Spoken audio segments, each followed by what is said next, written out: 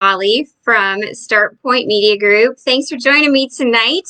I wanted to come in and I wanted to talk to you about how we are using our words, like secret code words, in front of our customers, and we're losing our customers in translation.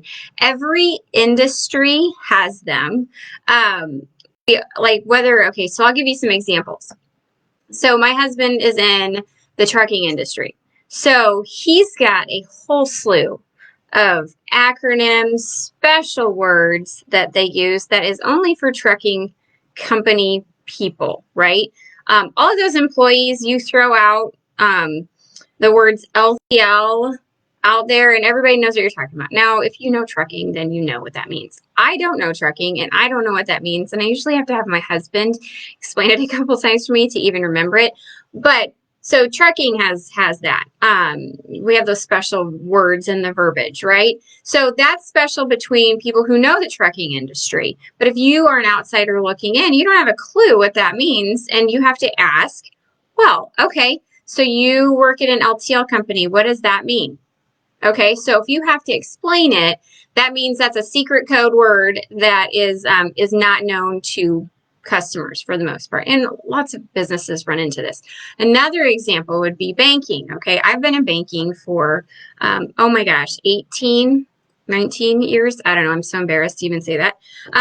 But I feel like bankers win the prize at the best acronyms or the most acronyms. Now, I'm sure there's medical people. You guys probably also have your slew of them as well.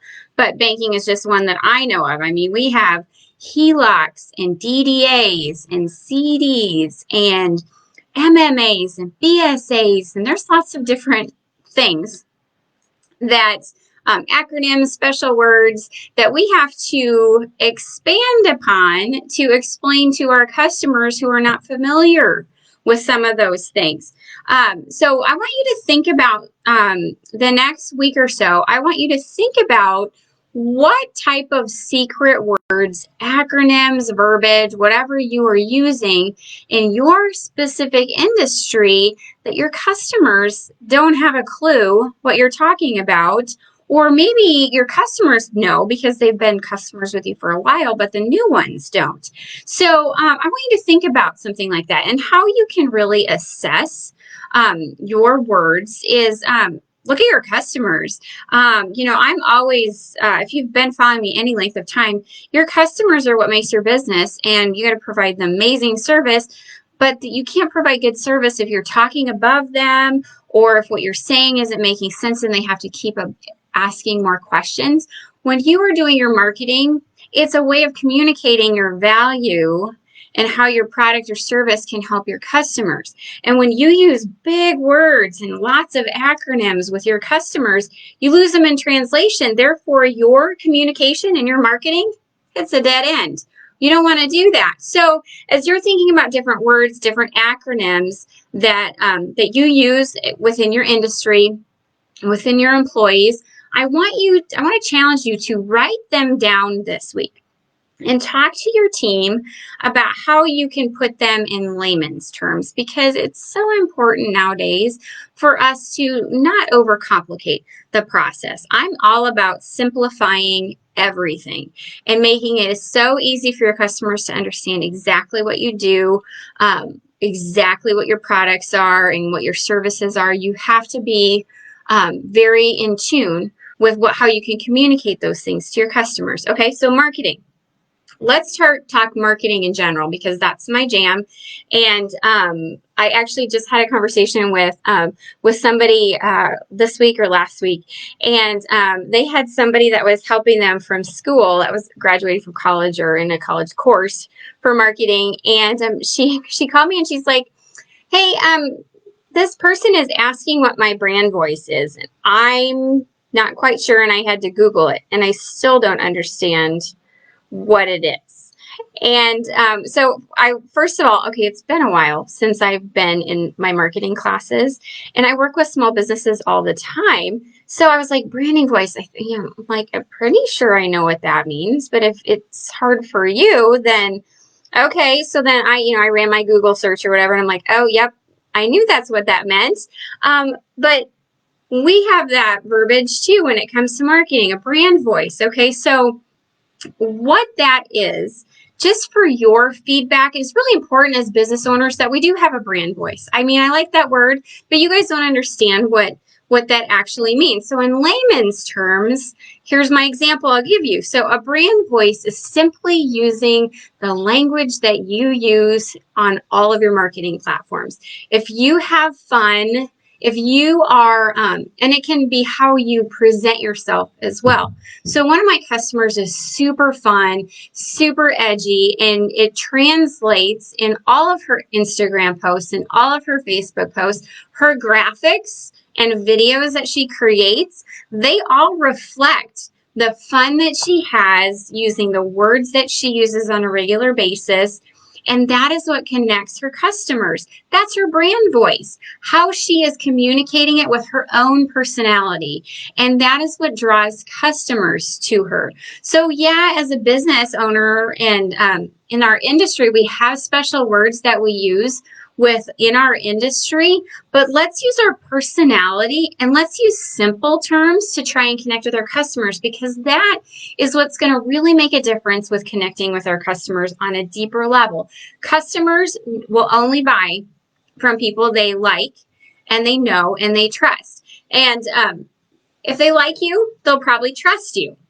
But they got to know you, right? And so if they walk in and they don't have a clue because the person behind the teller or behind the counter is speaking a bunch of different language that they don't understand, they're going to just stand there and look at you, and they're not going to be able to go any further, or they're going to have to waste energy, their own energy, to ask and figure out what's going on. How many times have we all been into a business where we walk in and we ask a question and they respond with all these words and these things, and you have to keep digging to try and figure out what they actually mean when they say that, okay? So that's what I want you to consider as you're looking at your industry, and any words that you hear your employees say to customers, what you say to your customers. This can be in person, on the phone, even in your email or your DMs on your social media. What words are you using to communicate to your customers? One word that I absolutely hate is the word policy. Don't ever use the word policy. Okay, every industry has a policy. But you need to use layman's terms when it comes to a different way of saying what a policy is. It's a protection for you as a customer from, I'm in banking, so from fraud. So that would be an example of how to shift the word policy, which makes every person and every customer have the hairs on their neck stand up and get them so frustrated right away. But you flip that into layman's terms. If you say, well, it's because I want to protect you, we protect our customers from fraud. Well, okay, that's a little bit easier to stomach and to choke down, okay? So think about that. Think about your industry words. Think about words that your customers have been known to kind of tilt their head, have the deer in the headlights look, or ask, well, okay, what does that mean?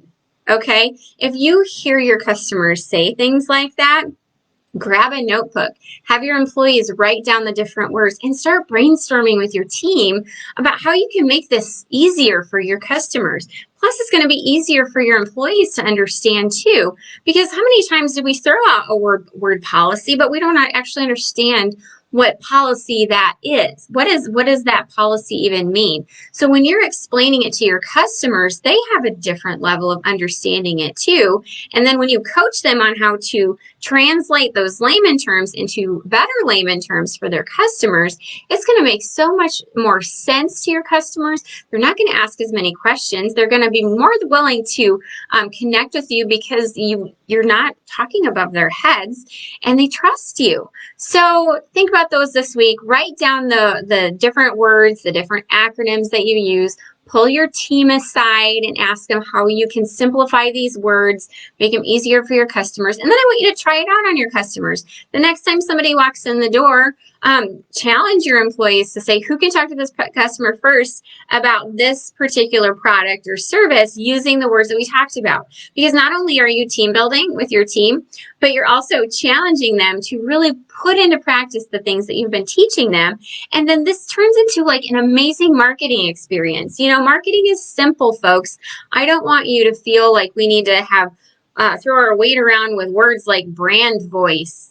We just need to be our own self, have our own personality, and just make sure that we can communicate with the right words using that personality to connect to our customers. So think about that this week. Put some comments in this comment feed, because I want to see what type of acronyms that you have that you can turn around and explain in layman's terms what those mean, so that I can kind of celebrate with you the fact that we got some simple marketing verbiage that we can now slap in social media, that we can now put on your website. We can now have your employees talk to your customers both on the phone, in email, or in person, because I guarantee you it's going to make your customers feel so much better, and it's going to make you feel so much better, which in the long run, everybody's going to make sales, right? And we're all going to connect with our customers on a deeper level. So I hope that helps. Send me some comments about those acronyms, and I will see you next time. Have a good evening.